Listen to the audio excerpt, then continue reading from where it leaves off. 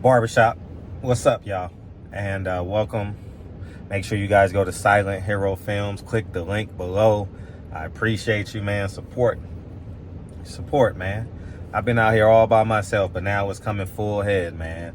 And you heard Terrence Crawford on the Joe Rogan show, Joe Rogan podcast. I just saw 15 minutes. I haven't heard the whole episode. If anybody have it, send it to my DM. Is it on Spotify or something? Does he have a Spotify deal or something? I don't know. But anyhow, I'm on my victory tour like Terrence Crawford. Anybody want to interview me? I'm serious too. Want to interview me so I can say I told you so. Now everybody must repent their sins.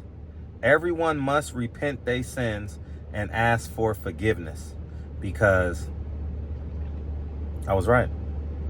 And Al Haymon intentionally sabotaged the fight, unbeknownst to Earl Spence, until Terrence Crawford called them and they ultimately made the deal. I don't know what the negotiations were, but I told you guys last year I had primary evidence that Al Haymon was sabotaging the fight. Now here's the sneaky link in all this. Little Steven knew the whole time. He knew the whole time Al Haymon was delaying the fight. But what did he do publicly? He lied. Little Steven wasn't even in the negotiations. Al Haymon wasn't even talking to the man. See, everything's going to start coming full circle, man. Everything is going to start coming out now that it's over. You're going to start seeing PBC fighters. Even Earl Spence might even start coming out saying, man, Al Haymon ain't who he say he is. You know, Al Haymon, desperate times calls for desperate measures. And Al Haymon is in a unprecarious predicament, right? Where he doesn't have the revenue. Remember years ago, he used to get time buys, right? He can't afford to do that now. And he doesn't have the relationships with the networks any longer. And it shocks me that Al Haymon knows Little Steven can't go anywhere because all the major fighters are with other networks, right? And they tried to backdoor Ryan Garcia. But Ryan Garcia has some years left on his deal. I don't know how long, so it didn't work. So they tried to funnel him to fights, but they couldn't get past the contract. And last I heard, Oscar De La Hoya was going to sue him for him to honor the contract, not money. You guys let me know what happened in the comments section. I have no idea, but I got a golden boy. See, the good thing about living in LA is everybody has a golden boy connect. You know what I mean? Like that ain't nothing special. But I got a PBC connect too. And Little Steven was lying for a whole year. A whole year. Now here's the scenario that we are in. Y'all can believe me or not, but it's gonna be true. This is going to happen. Little Steven is in charge of the sports division. Sports and entertainment division. He got to get the ratings up. So he couldn't go against Al Haymon, because Al Haymon, if he doesn't have the fighter, he has the opponent for the fighter. So Al Haymon put himself in position, so he can't go against Al Haymon publicly. So he got to sit on his hands for real. And Showtime says, basically saying, we only giving you the money you make. Period. We're in the red. Where our marketing budget is too high. It's not matching our subscriptions. If you want fights, you got to make money, Little Steven. I don't know how they worded it, but that's pretty much in a layman's terms. If Little Steven don't make any money, you're not getting any big fights on Showtime. So what did they do? They went to the pay-per-view model. Aha! Now you get it. Fred, how do you know all this? Because I played poker with Lil Steven's boss. When Lil Steven resigned, I'll disclose who he or she is. It's not a she. And so with that being said, Al Haymon doesn't have the money for time buys. Al Haymon don't have the money to put on fights. Lil Steven don't have the budget to put on big fights like a Daniel Jacobs versus Peter Quillen, Luis Ortiz versus Deontay Wilder 1. They don't have the budget for it. Paramount Global is not giving them a budget like they once had. So now, and things may be different today. I don't know the relationship between Al Haymon and Lil Steven today because I've kind of navigated towards basketball. I'm actually on my way to coach my son's basketball team now after I get done charging the car. Lil Steven doesn't negotiate the fights, man. Y'all may think he do publicly, but he doesn't. To my knowledge, Al Haymon sends him the fights. And Lil Steven says yes or no. I don't know if it's in group form, like you give me this fight, I'll give you that one. I don't know. But Lil Steven is in a precarious position. He didn't lay down the law from day one. He was just so excited to have a built-in model, a built-in talent, so he can look great and get all the Emmys and get all the pay-per-view numbers. And he didn't want the power. But Floyd hid a multitude of sins. And that's one of Floyd's greatest mistakes is he didn't listen to Don King. Don, how do I know all this stuff, Fred? Yes. He took him to dinner. In Miami. Don King handed that man $500,000. Floyd ran off with the money. Whatever he did, he didn't run off with it because he got it. But he didn't give the money back. Don King went after that man. And he ended up ultimately giving him back his money. But Don King told him something that was very, very important. Because now you hear Floyd coming out now. If you talking to Al, you talking to me, which is true on the paperwork. I'm giving y'all better save this video. Because this video is timeless, what I'm giving y'all, the information. I'm condensing it for y'all. Floyd reinvested his money with Al Haymon. I don't know what the business deals were. I don't know what it was. I have no idea. But what Floyd didn't do, and how Al Haymon manipulated Floyd, they had a financial agreement to put on Mayweather promotion cards. But here's the fine print. Floyd has no power over on the PBC side. He may have a percentage of ownership, but he don't have power. And now that Mayweather Promotions is basically dissolved, Leonard Ellaby done took the secretary or the PR person and had a baby with her, and it's all upside down now. It's all upside down. You know what I mean? There's no money coming in.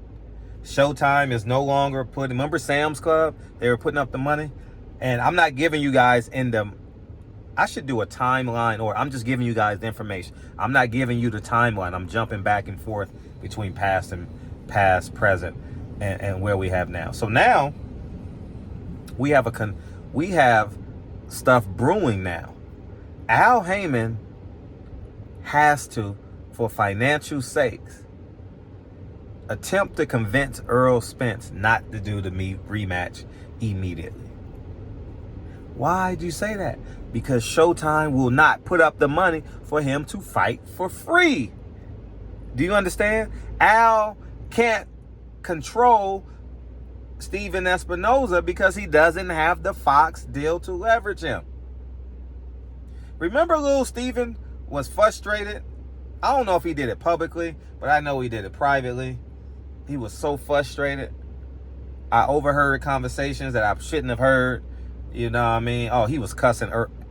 Lil Steven was cussing Al Haymon out at fights. I was there. Maybe I was 4 people away, but I heard it.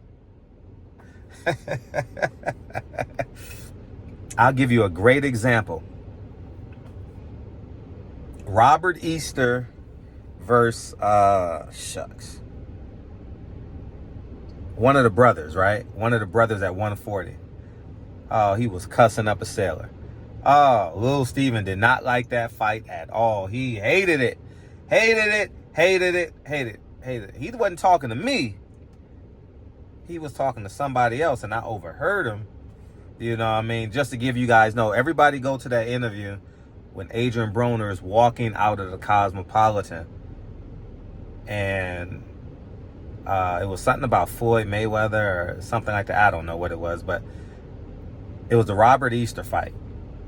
And it was in that moment, because I was around there for about an hour. Mike Tyson was there, I believe. Another time, I didn't want to interview Mike Tyson. He was sitting right there. I just didn't want to interview him. He was literally sitting right there. I walked by him 15 times and didn't have a desire to interview him. Because if I interview him, I know too much. I know too much. And I can't look at Mike Tyson and not ask him the questions that are really, really pertinent to me. And because I want to keep myself in a safe position, I don't ask him. I don't want no lawsuit. I don't do stuff for lawsuits. I do stuff for the truth, right? So I want to do a Mike Tyson interview, but it has to be in a controlled environment. And I know some things that's never gone public. Mike Tyson was not the most wholesome man. You know what I mean? Mike Tyson ruined a lot of lives, male and female, you know. Not from a sexual perspective, but just Mike Tyson just being uberly ignorant, you know what I mean? But anyways, as I digress. So now, Lil Steven, I don't know if the conversations got back to Al. I don't know. But around about that fight in that realm, he got the Fox deal, and Lil Steven was livid. When I say he was livid, oh, man, livid. Like, pissed off to the highest of festivities. Ain't that what what Martin Lawrence say? So now here we are. See, now we're in a conundrum, because guess what? In order for Errol Spence to fight again, he has to be a pay-per-view fighter. And if Al Haymon attempts to move him off the rematch, is he a pay-per-view fighter? See, now it's starting to get to the space of it's going to impact the fighters greatly. When I say greatly, I mean like zeros. Like a zero is coming off your check, or $500,000 is coming off your check, or you got to compromise because Lil Steven can't subsidize it anymore. He don't have the funds, and I know this for a fact. And and everything I tell you, just like I told you guys last year, everything I say is true. Everything I say is true. I stand on it. I stand on it, dog. Y'all can go believe who you want to believe. Lil Steven can tweet about me and say I'm lying. But Al Haymon and Lil Steven, they'll never be great friends again. If they were friends. They'll never be great business partners again. That trio, Floyd Mayweather, Lil Steven, and Al, will never be a triangle ever again. Not how you see it. Lil Steven got betrayed when Wilder and Spence and everybody went over there and he had to go get Bellator. That's like leaving LA and going to move to Rialto. or if you in the 5 boroughs, got to go move upstate. You know what I mean? You got to go to Syracuse or something like that. You know what I mean? It's just, it is what it is, man. So there you have the truth. I got to end this video now. I would love to talk more, but I'm doing my victory lap. I told you guys, go watch that Joe Rogan, Terrence Crawford 15-minute interview on his podcast, and you'll see him say Errol Spence knew that Al Haymon was stopping the fight. So now, Team Spence, Team Crawford should be thanking me, because I was the only one publicly telling you guys this is what's happening. I was so my words were so poignant, I reached out to Team Crawford and I reached out to Team Spence and told them what the information that I knew, not what I think. And I've never reached out to Crawford and I've never reached out to Team Spence in this capacity ever in my life. And I don't need them to text me or call me or do anything about it, but I want them to adjust their lives accordingly and treat Al Haymon and Lil Steven accordingly. Yeah, you got to have publicly, you got to do this smile, and that's the reality. But behind closed doors, make it count. Make it count. And this is why I'm going down in history as the GOAT. You know what I mean? All the guys, everyone that said I was crazy, everybody said, oh, Fred, you a hater. How am I a hater? My life is great. I can't hate on people that are beneath me. Like, I can't. How can I hate? So I'm going to leave my mansion and hate on a guy in a single bedroom apartment. For what? That's illogical. Got a beautiful family. I'm about to go coach my son. So the truth sounds like hate to an untrained ear. Okay? So hopefully you guys are woke.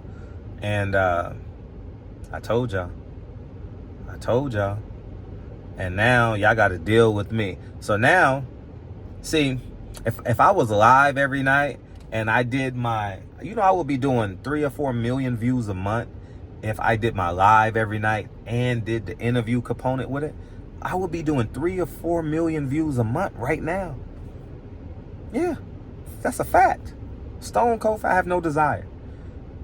I want to go coach my son. I want to go train Kennedy. I want to go to my high school basketball practice tonight. Then I want to come home. I want to kiss my daughter on the forehead. I want to, Dre is doing homework tonight because I have practice tonight at 7. So I want to be home by 9:30 and spend as much time as I can with Dre. But it's sad that this for the culture movement, this fake cyber culture is in front of the truth. Now the truth is right before y'all. And now YouTubers got to figure out how they going to make money. Al got to figure out how he got to make money. Earl got to figure out how much money he's lost over his career. Every PBC fighter got to realize, hold up. Al is really a conflict of interest. He's negotiating both sides. He done told you a lie and done told the other fighter a lie. Now insert the name Gary Russell. I told you guys during COVID, if you don't fight to protect Gary Russell, it will happen to your favorite fighter. I told you guys that. I told you guys that about 4,000 times. If you don't fight for Mikhail Fox, it will happen to your favorite fighter. So we'll sit back and see. I got to go. Barbershop Conversations. Click the link below. Silent Hero Films and Lil Steven, man. You knew this for a long time, dog. You knew Al Haymon was blocking the fight and didn't say nothing. You decided to sneak diss me. When you're such a coward, you didn't even attack the man that's hindering you from getting your bonuses, hindering you from making the fights that you're supposed to make. Y'all better hope Canelo don't lose. Because if Canelo loses and he still got those guarantees on his head, God forbid. Barbershop Conversations. I'm gone. Peace.